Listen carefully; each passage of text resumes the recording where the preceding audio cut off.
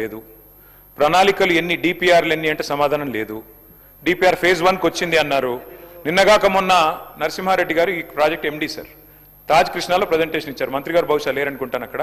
వారు చెప్పింది ఏమంటే అదే conclude, I'm under protest sir, I'm under protest sir. Government mislead చేస్తోంది రాష్ట్ర ప్రజలు, ఐఎమ్ అండర్ ప్రొటెస్ట్.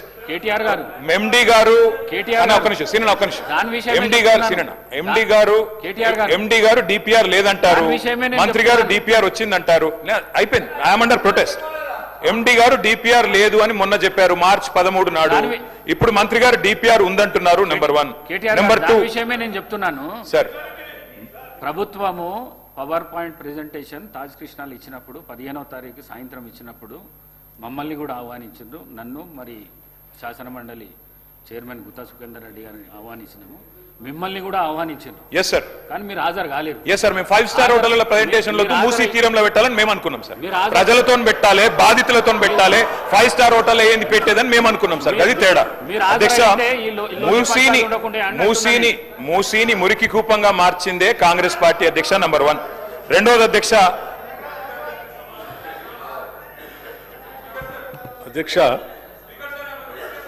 మూసీ ప్రక్షాళన, మూసీ రిజర్వేషన్ అనేది దశాబ్ద కాలం పైబడి రాష్ట్రంలో చర్చ జరుగుతుంది. మూసీ నదీ పరివాహ ప్రాంతంలో నివాసం ఉంటున్నటువంటి వాడు, అక్కడ భూమి కొనుక్కొని పట్టాదారులుగా ఇల్లు కట్టుకొని ఉన్నటువంటి వాళ్ళు కానీ, భూమి కొనుక్కోలేక ఇంకెక్కడా స్థలం లేక అక్కడ పోయి గుడిసెలు వేసుకొని ఉంటున్నటువంటి వాళ్ళు కానీ, ఆ పరివాహ ప్రాంతంలో నడుస్తున్నటువంటి వాళ్ళు కానీ, ఆ మూసీలో వస్తున్నటువంటి మురుగు వాసన తట్టుకోలేక అన్హైజీనిక్ కండిషన్స్లో బతుకుతున్నటువంటి వాళ్ళ జీవన స్థితిగతులు మార్చాలని రాష్ట్ర ప్రభుత్వం ఆలోచన చేస్తూ ఉంది. నేను వారిని సూటిగా అడుగుతా ఉన్నాను, మూసీ ప్రక్షాళన చేయటానికి మీరు వ్యతిరేకిస్తున్నారా? మూసీ ప్రక్షాళన చేయొద్దని మీరు అంటున్నారా? లేకపోతే మూసీ పరివాహ ప్రాంతంలో నివాసం ఉంటున్నటువంటి పేదవాళ్ళు అత్యంత దయానీయమైనటువంటి పరిస్థితుల్లో ఉన్నారు అధ్యక్ష. అక్కడ ఉండటానికి సరైనటువంటి పరిస్థితులు లేవు. మురుగు వాసన, ఈగలు, దోమలు, అనేక రకాలైనటువంటి జబ్బులతో బాధపడుతున్నటువంటి వాళ్ళ జీవన స్థితిగతులు మార్చాలని రాష్ట్ర ప్రభుత్వం ఒక బాధ్యతతో, ఒక సామాజిక బాధ్యత ఈ నిర్ణయం తీసుకొని ముందుకు పోతా ఉంది. వద్దంటారా? చెప్పండి. వాళ్ళు అట్లాగే ఉండాలని మీరు కోరుకుంటున్నారా? వాళ్ళ జీవితాలు బాగుపడకూడదని అనుకుంటున్నారా? రాష్ట్ర ప్రభుత్వం ఏం చెప్తుంది అధ్యక్ష?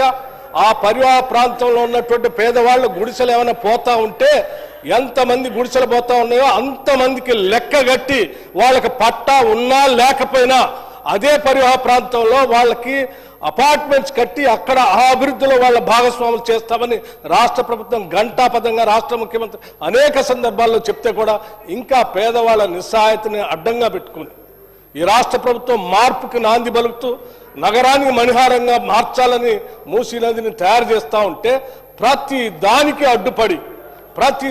అడ్డుపడి పేదల జీవితాల్లో మార్పు రావద్దు, వాళ్ళ జీవన స్థితిగతులు మార్చొద్దు. రాష్ట్ర ప్రభుత్వం ఇంకొక అడుగు కూడా ముందుకు వేసింది అధ్యక్ష.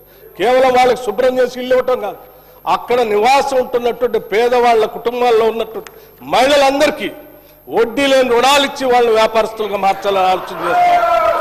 అక్కడ నివాసం ఉంటున్నటువంటి పేదవాళ్ళ కుటుంబాల్లో ఉన్నటువంటి పిల్లలందరికీ young India integrated residential school అని చెప్పి ఇంటర్నేషనల్ స్టాండర్డ్స్ లో వాళ్ళ పిల్లలు చదువుకోవడానికి కావాల్సినటువంటి పాఠశాలలు పెట్టి నిర్మాణం చేసి ముందు మొత్తం. అది ఇవేమొద్దు, వాళ్ళు అట్లాగే ఉండాలి, అదే మురికి కుప్పలో ఉండాలి, అదే వాళ్ళ అనారోగ్యంలో బతకాలి.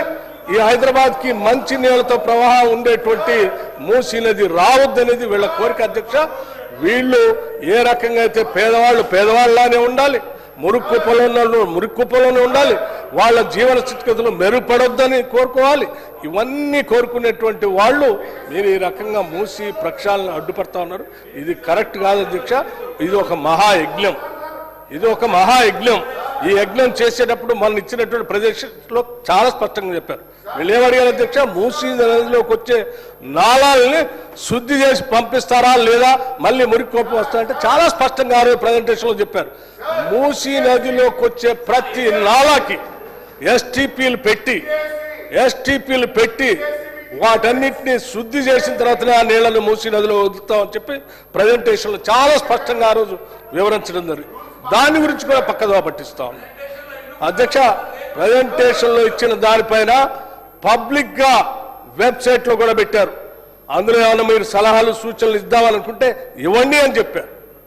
అంతేకాదు అక్కడ పరివాహ ప్రాంతంలో ఉన్నటువంటి పేదవాళ్ళకి ఏమైనా ఇబ్బందులు ఉంటే వాళ్ళ ఆలోచనలు కూడా పరిగణలో తీసుకోండి అని చెప్పి వాళ్ళు ఇంతకంటే బెటర్ మెరుగైనటువంటి ఇంకేమైనా సలహాలు సూచనలు చేస్తామంటే వాటిని కూడా ఇంక్లూడ్ చేసుకొని వాటన్నిటిని అమలుపరచడం కోసమే రాష్ట్ర ప్రభుత్వం ఉంది తప్ప మీలాగా కేవలం ప్రచార ఆర్భాటం కోసం మొదలుపెట్టి ఏదో తూతూ మంత్రంగా చేసి వదిలేసేటువంటి ప్రక్రియలో ఈ ప్రభుత్వం లేదు అధ్యక్ష. చాలా స్పష్టంగా ఉస్మాన్ సాగర్ నుంచి గండిపేట దగ్గర నుంచి మొదలయ్యేటువంటి ఈ మూసీని మొదటి దశలో బాపు సరోవర్ వరకు పూజ్య మహాత్మా గాంధీ అస్థికలు ఎక్కడైతే ఆ సంగమంలో కలిపారో పాపం ఆయన అక్కడే ఉన్నాడు అధ్యక్ష.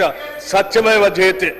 ఆయన అందరు కోరుకునేది ఎప్పుడు కూడా ఒకటే, మనం తీసుకునే ప్రతి నిర్ణయంలో అత్యంత పేదవాడు కన్నీళ్లు మనం తూడుస్తున్నామా లేదనేటువంటి ఆలోచన చేయండి అని చెప్పాడు. అందుకే ఈరోజు మూసీ ప్రక్షాళన జరిగేటువంటి కార్యక్రమంలో భాగంగా బాపూజీ ఘాట్ని అక్కడ గాంధీ సరోవర్గా పేరు మార్చడం కాదు, ఆయన ఆలోచన చేసినట్టుగా అత్యంత పేదవాడు కన్నీళ్లు తూడుస్తూ వాళ్ళకి ఆ శుభ్రం చేసినటువంటి హైజీనిక్ కండిషన్స్లో అభివృద్ధి చేస్తున్నటువంటి మూసీ పరివాహ ప్రాంతంలో వాళ్ళ భాగస్వాములు చేసేటువంటి ప్రక్రియ ఈరోజు రాష్ట్ర ప్రభుత్వం చేస్తూ ఉంది. దీన్ని అభినందించవలసిందిగా నేను వారిని కోరుతా ఉన్నాను. ప్రభుత్వమే చెప్తున్నది డిపిఆర్ లేదు అని ఎండి గారు చెప్తారు, డిపిఆర్ ఉందని మంత్రి గారు చెప్తున్నారు. ఉంటే టేబుల్ చేయమనండి. నెంబర్ 1. నెంబర్ 2, 50 మీటర్ల బఫర్ జోన్ జీవో మీరు ఇచ్చారన్నారు. 5 కిలోమీటర్ల అవతల ఉండే హనుమాన్ నగర్ కి మొన్న నోటీసులు ఇచ్చారు. మరి ఏ ఆలోచన చేస్తున్నారో మాకు తెలియదు. మంత్రి గారు సమాధానంలో 1450 స్ట్రక్చర్స్ అంటారు. అక్కడ చూస్తే 10,000 స్ట్రక్చర్స్ అని గెజెట్ ఇచ్చింది గవర్నమెంటే.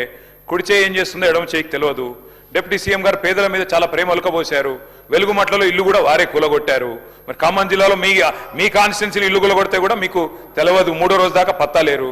అధ్యక్ష, ఇంకొక మాట అధ్యక్ష, చాలా చెప్పారు ఇలా మంత్రి గారు. మాకు విచిత్రంగా అనిపిస్తుంది.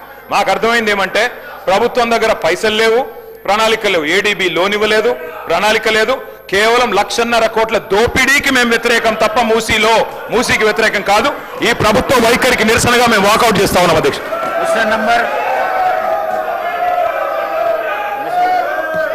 అధ్యక్ష, వెలుగుమట్లకు సంబంధించి గౌరవ సభ్యులు చెప్పారు అధ్యక్ష. దాని మీద వాళ్ళకి ధైర్యం ఉంటే, వాళ్ళకి మనసు ఉంటే వెలుగుమట్ల మీద డిస్కషన్కి ఈ సభ సిద్ధంగా ఉంది అధ్యక్ష. ప్రభుత్వం సిద్ధంగా ఉంది. గౌరవ సభ్యులకి మనం చేస్తున్న వెలుగుమట్ల మీద డీటెయిల్ డిస్కషన్ కూడా రాష్ట్ర ప్రభుత్వం సిద్ధంగా ఉంది. గౌరవ కేటీఆర్ గారు ఆ యొక్క విషయాలన్నీ తెలిస్తే వాళ్ళు సభలో కూర్చోవడానికి కూడా సిగ్గుపడాల్సిన పరిస్థితి వస్తుంది అధ్యక్ష. Question number 1747 legislative minister LA minister గారు. Question number 1747. సార్ అధ్యక్ష, ఈరోజు